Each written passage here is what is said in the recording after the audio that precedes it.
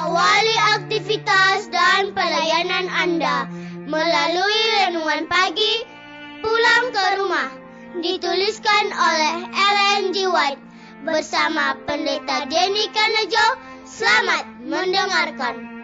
Shalom, selamat pagi para pendengar yang setia. Selamat menikmati hari yang baru.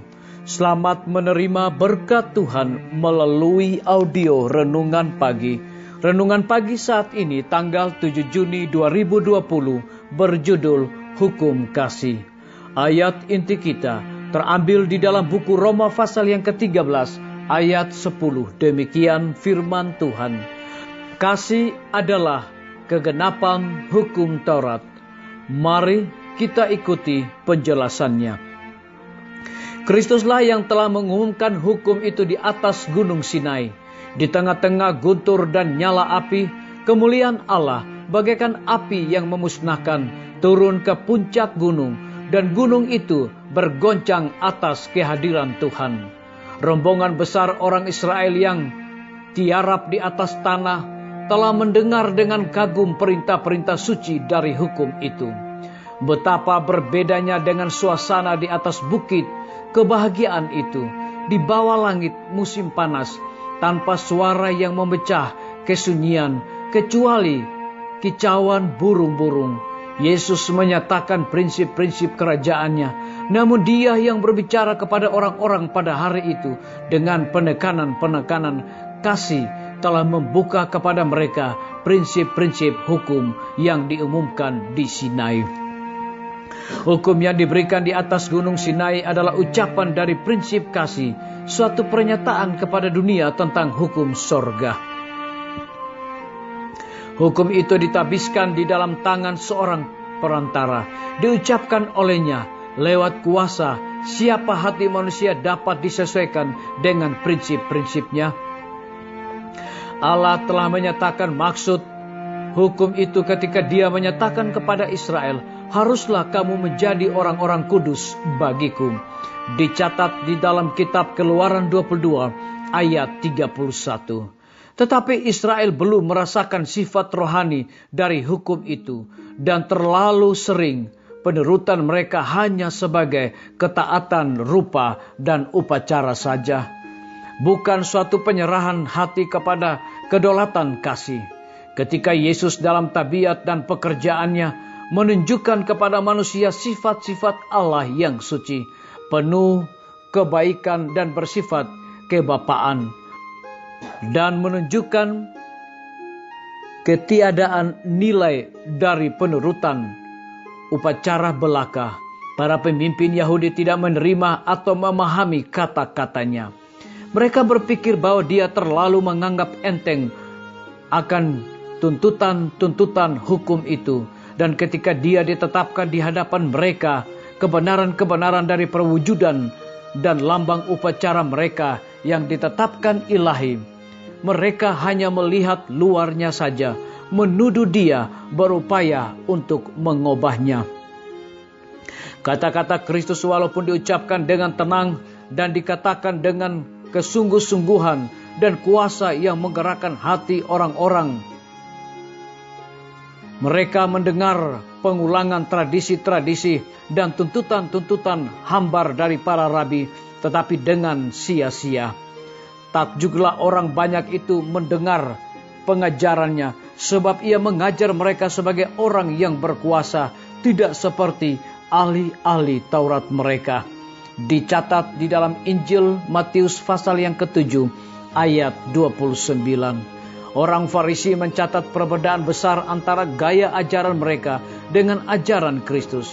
Mereka lihat bahwa keanggungan, kesucian, dan keindahan kebenaran dengan pengaruh yang dalam dan lemah lembut itu telah menguasai pikiran banyak orang. Dicatat dari buku Khotbah di atas Bukit, halaman 55 dan 57. Saudara-saudaraku, para pendengar yang setia dimanapun Anda berada saat ini, semoga firman Tuhan hari ini akan menjadi berkat rohani bagi kita semua dalam melakukan aktivitas kita masing-masing. saya mengajak semua para pendengar yang setia untuk berdoa bersama-sama. Bapa kami yang bersemayam di dalam takhta kerajaan sorga, terpujilah nama-Mu ya Tuhan di pagi hari ini. Oleh karena kebenaran firman-Mu mengingatkan kembali kepada kami bahwa hukum kasih adalah kegenapan hukum Taurat. Pada pagi hari ini Tuhan, hamba menyerahkan tim medis ke dalam tangan Tuhan. Engkau berkati dokter, perawat, bidan, para relawan kesehatan dimanapun mereka berada saat ini Tuhan. Kiranya Engkau memberikan ekstra kekebalan tubuh kepada mereka, karena mereka sedang berada di garda paling depan yang penuh dengan resiko untuk memutuskan berkembangnya mata rantai daripada virus corona. Hamba juga berdoa bagi pimpinan-pimpinan organisasi gereja Tuhan, dari tingkat yang tertinggi sampai kepada jemaat-jemaat, bahkan seluruh gembala jemaat.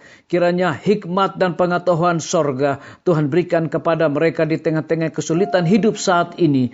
Biarlah mereka tetap melayani umat-umat Tuhan. Hamba juga menyerahkan guru-guru, kepala sekolah dan semua anak didik ke dalam tangan Tuhan. Mereka juga sedang diliburkan saat ini. Kiranya Tuhan jaga dan pelihara mereka. Hamba juga berdoa bagi TNI, Polri, PNS, wira swasta, petani, pedagang, nelayan, dan saudara-saudara kami yang ada di dalam penjara. Kiranya Tuhan berkati mereka, cukupkan kebutuhan mereka, dan jadikanlah mereka menjadi juga saluran berkat. Hamba juga berdoa bagi para pendengar yang setia yang berulang tahun di hari ini. Dengan bertambahnya usia yang Tuhan percayakan dalam hidup mereka, mereka selalu melayani Tuhan dengan sungguh-sungguh. Hamba menyerahkan pemerintah kami dari tingkat yang tertinggi sampai kepada pemerintahan yang paling terendah, yang ada di desa-desa bahkan RT-RT. Kiranya hikmat sorga, pengetahuan juga Tuhan berikan kepada mereka di dalam memutuskan mata rantai daripada wabah corona. Terima kasih Bapa yang baik. Dengarlah doa dan permohonan kami Tuhan, dan mau mengampuni segala dosa kami, karena kami sudah berdoa hanya di dalam nama Tuhan Yesus dan Juru Selamat kami. Amin. Sampai jumpa. Tuhan Yesus memberkati kita semua. Betapa ku rindu negeri yang indah yang disediakan Bapa. Sana orang saleh memuji Tuhan, di surga senang kekal. Ku rindu ke surga, sana rumahku. Rindu masuki gerbang mutiara, tak pernah bersusah atau gentar, di surga ku hidup kekal. Sana kelak pandang wajah Rajaku, yang tak mati gantiku. Bersukacita selama-lamanya, di surga senang kekal. Ku rindu ke surga, sana rumahku. Rindu masuki gerbang mutiara, tak pernah bersusah atau gentar, di surga ku hidup kekal. Ku rindu ke surga, sana rumahku. Rindu masuki gerbang mutiara, tak pernah bersusah atau gentar, di surga ku hidup kekal.